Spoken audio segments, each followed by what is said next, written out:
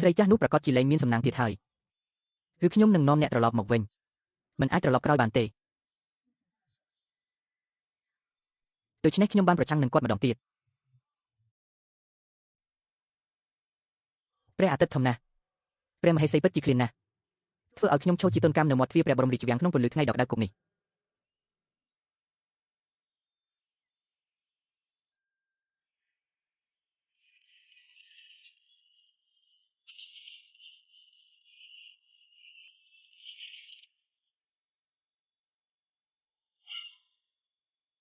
លោកស្រីយ៉ានភីងលោកស្រីយ៉ានភីងព្រះរាជអាគមហេសីបានមានបន្ទូលថាអ្នកគួរតែរងចាំនៅខាងក្រៅខ្ញុំមិនបាននិយាយថាអ្នកគួរតែរងចាំបែបនេះទេ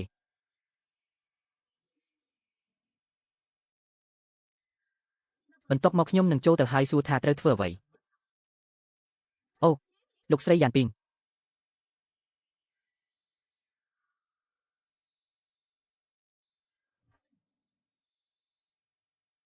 ព្រះមហេសីបានកោះហៅពួកស្នំមកសួររឿងបន្ទាន់មួយ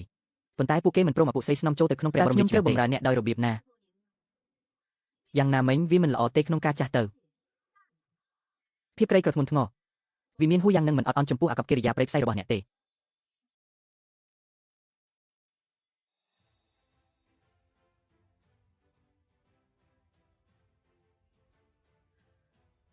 វាមានហួសយ៉ាងផងដែរ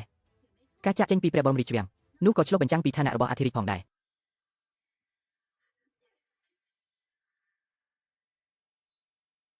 មនុស្សនោះបានបើកមាត់របស់ពួកគេអធិរាជិនី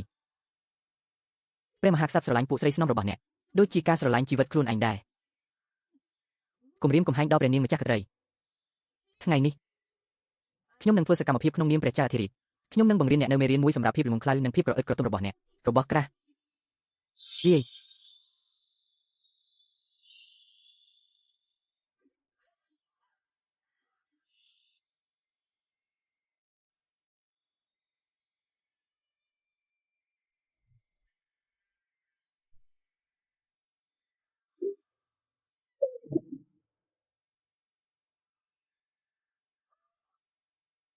តើព្រះនាងម្ចាស់ស្ត្រីកំពុងធ្វើអ្វីអធិរាជនៅទីនេះការគោរពបូជារបស់យ៉ានភីងចំពោះម្ដាយរបស់គាត់សម្ដែងជាមួយក្រុមគ្រួសារដើម្បីលើកទឹកចិត្តខ្ញុំមិនដឹងថាយ៉ានពិនមានចំណង់ចំណូលចិត្តនេះទេ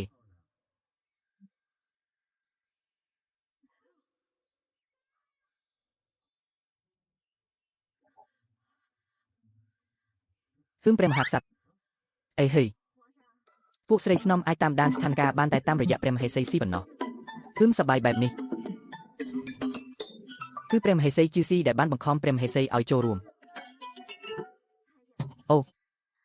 ដូច្នេះយ៉ានត្រូវបានបង្ខំឲ្យធ្លាក់ចូលទៅក្នុងស្ថានភាពនេះព្រះមហាក្សត្រឲ្យខ្ញុំមិនដែលហ៊ានបញ្ឆោតព្រះអង្គឡើយប៉ុន្តែមានបងស្រីម្នាក់នៅក្នុងភូមិនេះពួកស្រីស្នំចូលចិត្តវាខ្លាំងណាស់ស្រីឆ្កេងនោះ